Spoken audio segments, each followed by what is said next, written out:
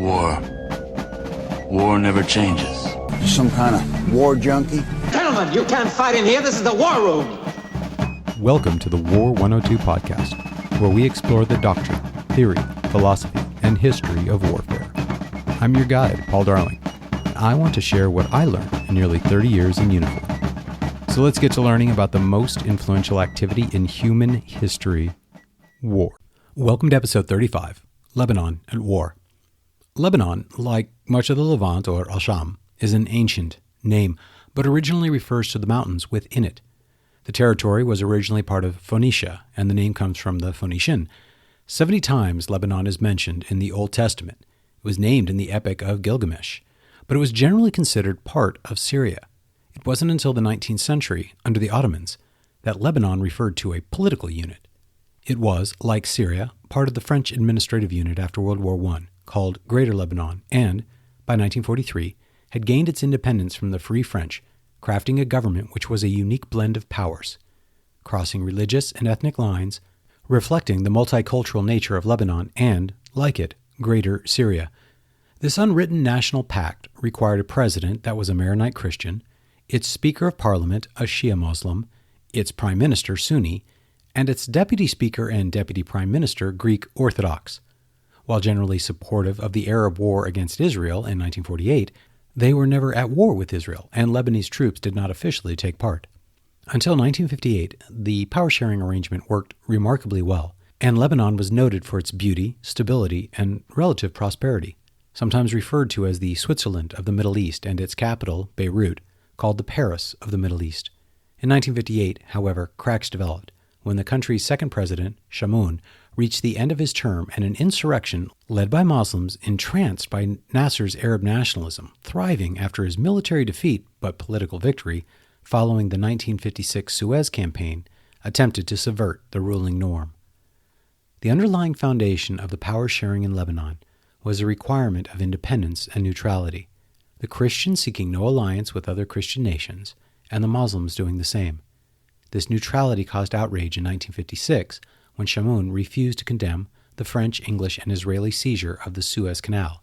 Likewise, Chamoun, openly anti-communist, embraced Eisenhower's anti-communism stance, which separated him from the pro-Soviet Nasserites. In 1958, the United Arab Republic was formed, joining, for a short period of time, Syria and Egypt under Nasser control. The Muslims of Lebanon expressed their preference to be ruled by an Egyptian Muslim instead of a Christian Lebanese. The United Arab Republic openly supported the rebellion, which officially started May of 1958, by sending arms to Shia Muslims in the Bekaa Valley, whose eastern mountains border Syria in Lebanon's northeast quadrant. While not overtly communist, the UAR's sponsor militarily was the Soviet Union, and Eisenhower responded, for the first time, with troops to support the Lebanese government in Operation Blue Bat. 8,000 soldiers and 5,000 Marines landed in Beirut in July of 1958. Interestingly, the Lebanese army, led by another Maronite Christian, Fouad Shahab, refused to take sides. The implied force of the American military allowed the presidential elections to take place, and Shahab replaced Chamoun as president. The Prime Minister, Rashid Karami, a Sunni, formed a reconciliation government, and the fragile balance remained. Karami, who served as prime minister on and off for over 30 years until his death in 1987, was made Minister of Defense as part of the deal. Chamoun was not out of politics, however. He founded a new political party and was elected in 1960 to the Lebanese National Assembly. In 1964, due to very deliberate gerrymandering, he lost re-election, but returned yet again to the assembly in 1968. The Lebanese assembly was massively fractured, and despite having only 11 of 99 seats, Chamoun's National Liberal Party held the plurality. Interestingly, it was the only party with Christian, Druze, Sunni, Shia, and Orthodox representatives. But Lebanon's peaceful and prosperous start was soon to end. In 1967, Nasser again shut off the Straits of Tiran off Sharm el-Sheikh, the Israeli port leading to the Gulf of Aqaba, and through it, the Indian Ocean and Red Sea to all Israeli shipping. He then expelled UN peacekeepers in the Sinai and massed his forces in Gaza and the Sinai border with Israel. These acts, combined with vociferous promises to destroy the Jewish state, led to a preemptive Israeli strike against Egypt and Syria. Jordan's King Hussein stayed out initially, but was, to a degree, bullied by the charismatic and popular Nasser to enter the war, which he did. In only 6 days, the map of the Middle East was redrawn. Sinai and Gaza, formerly under Egyptian control, was seized by Israel. The Golan Heights, formerly under Syrian control, likewise fell to Israeli occupation. But Jordan, the most reluctant of allies, lost their entire West Bank, ending the dream of Transjordan, and more importantly, causing hundreds of thousands of the most militant Palestinian Arabs to flee from the West Bank across the Jordan River to the East Bank. Lebanon's armed forces notably stayed out of the war. The Palestine Liberation Organization, or PLO, which was formed in 1964, was another secular pan-Arabist movement, ultimately led by the Cairo-born and raised Yasser Arafat. It largely operated out of the West Bank up until 1967, and was, like the rest of the pan-Arab nationalist movements, supported by the Soviet Union. The PLO charter was written in Moscow. Interestingly, the original charter, formerly known as the Palestinian National Covenant, officially stated that the PLO does not exercise any territorial sovereignty over the West Bank or the Gaza Strip. In 1968, the charter was revised to include those areas. The PLO continued to attack Israeli targets, primarily collective farms, leading to Israeli retaliatory raids within Jordan. In 1969, Yasser Arafat seized control of the PLO and embraced terrorism over more conventional attacks, leading to a school bus attack in 1970, killing 9 children. Soon after, the PLO offshoot Popular Front for the Liberation of Palestine hijacked 5 airliners, forcing 4 of them to land in Jordan's Dawson Field. While most of the hostages were transferred to Jordanian control on 11 September and subsequently freed, some American and all Jewish hostages remained in PLO control. On 12 September, the 4 planes were blown up. The PLO established Dawson Field as the capital of a Palestinian revolution. The PLO were openly fighting with Jordanian forces as early as 1968, seeking to overthrow the last of the Hashemites, Iraq and Syria having already done so. Hussein, aware of the massive support for the Arab nationalist cause with Jordan, proceeded hesitantly, but the Dawson Field hijackings were the last straw. On 16 September, he declared martial law, and on the 17th, the Western trained and equipped Jordanian army surrounded cities with a large PLO presence and began shelling PLO bases within Palestinian refugee camps. 10,000 Syrian troops, flying the banner of the PLO, invaded Jordan the next day, moving towards Irbid, about 10 kilometers from the Syrian border, seeking to free what they called a liberated city. The Syrians were humiliatingly crushed by the better trained and led Jordanians. King Hussein agreed to stop the offensive against the PLO under Arab pressure, and Arafat agreed to stop attacking Israel from Jordanian territory in October. Arafat, however, did not stop attacking Israel and continued to challenge Hussein for control of Jordan. Hussein renewed his offensive against the PLO in January of 1971, and by July he had utterly crushed the PLO, forcing them to flee to Lebanon through Syria.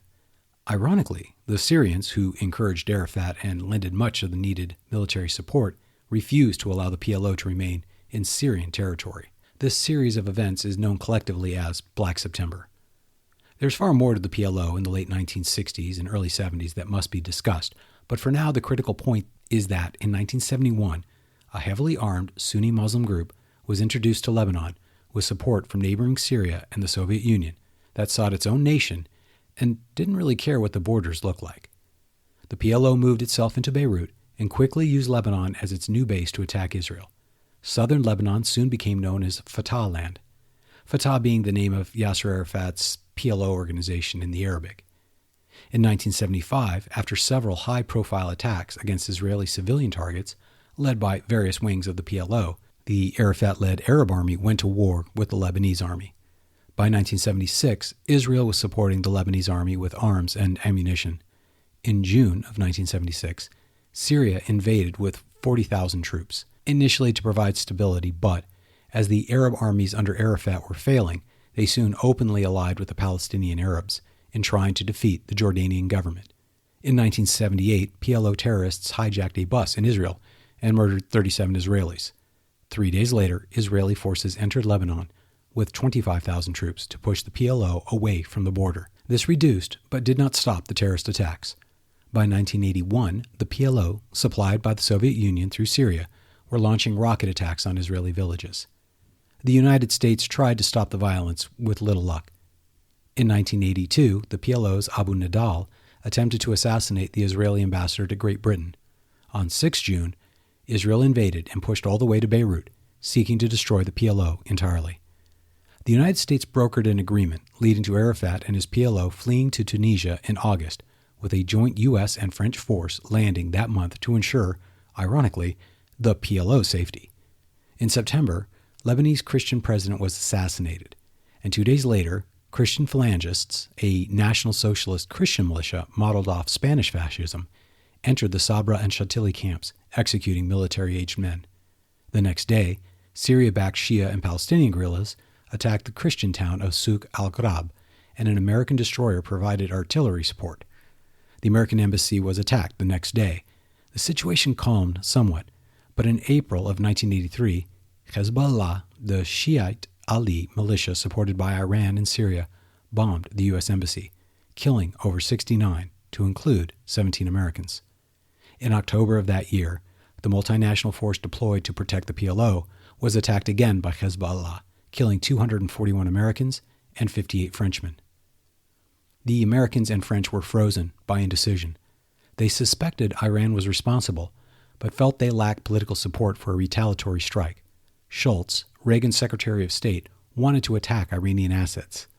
Weinberger, the Secretary of Defense, had enough and felt the negative press would counter American diplomatic efforts in Europe and elsewhere.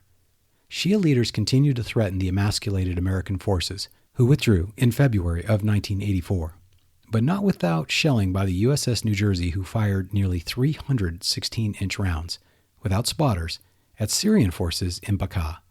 Technically, the attacks were by a group known as Islamic Jihad, as Hezbollah did not formally exist prior to 1985. This name change was largely a result of needing a more politically palatable name because the Shia Arabs were on the rise in Lebanon. You will note that very little discussion of what happened from 1975 until now talked about the Lebanese government. That's because there wasn't one. The introduction of the PLO destroyed the delicate balance which allowed Lebanon to briefly thrive where others had largely failed or muddled through. War continued almost continually in South Lebanon between Israel and Iranian-controlled Hezbollah from the time of the U.S. withdrawal until today. Iran had used Lebanon to great effect. They were now rock stars in the Muslim world, having twice humiliated the United States with zero repercussions. The conflict in South Lebanon is almost difficult to lump in with the history of Lebanon itself, as it is largely a proxy war between Iran and Israel now, but geography demands at least an overview. From 1982's Peace for Galilee, which was the name of the Israeli invasion, until 2000, Israel occupied a several-kilometer zone south of the Awali River. In 1985, suicide attacks against Israelis caused an escalation and incursion into the Bekaa Valley again. Likewise, Hezbollah issued its open letter declaring their cause to be one of oppressed versus oppressors, with the United States and Israel, naturally, being the oppressors. Thus, any violence against any American or Israeli inherently justified. The letter could have been written by any Ivy League professor, as the language is identical to that heard on American campuses even today. The use of rocket attacks against Israeli villages became a mainstay of Hezbollah tactics. The Israelis supported an indigenous Christian-based militia called the South Lebanon Army, itself created in 1977 as a result of the destruction of the Lebanese government by the PLO-created civil war. Notably, the Israelis captured the Hezbollah leader Sheikh Abdel Karim Obed in 1989. This led to the execution of Colonel Higgins, an American officer working with the UN Protective Force in Lebanon who had been kidnapped 18 months earlier. Interestingly, the capture of Obed led to the Tough Agreement in the official end of the Lebanese Civil War, but the war did not end. The agreement rested on the requirement of all militias to give up their weapons, which Hezbollah flatly refused to do. Obed was replaced by al-Masawi, who Israel killed in a helicopter strike. Al-Masawi was replaced by Nasrallah, who only expanded attacks against Israel. An Israeli diplomat in Turkey was assassinated, and 29 people in Argentina murdered on a Hezbollah attack on the Israeli embassy in 1992. Israel and Hezbollah continued attacks on one another, and in 2000, Israel tapped out and quit, abandoning the buffer zone and the South Lebanon Army unilaterally with zero concessions from Hezbollah. Iran had won yet again. Thousands of Christian and Druze refugees fled Lebanon into Israel, fearing retribution by Hezbollah. Hezbollah immediately used its closer proximity to Israel to expand attacks. Israeli weakness bore bitter fruit. In 2006, Hezbollah ambushed IDF soldiers in Israel, killing 3 and capturing 2. 5 more Israeli soldiers were killed during a rescue attempt. This resulted in a brief campaign whose purpose, ostensibly, was to reclaim the captured IDF soldiers.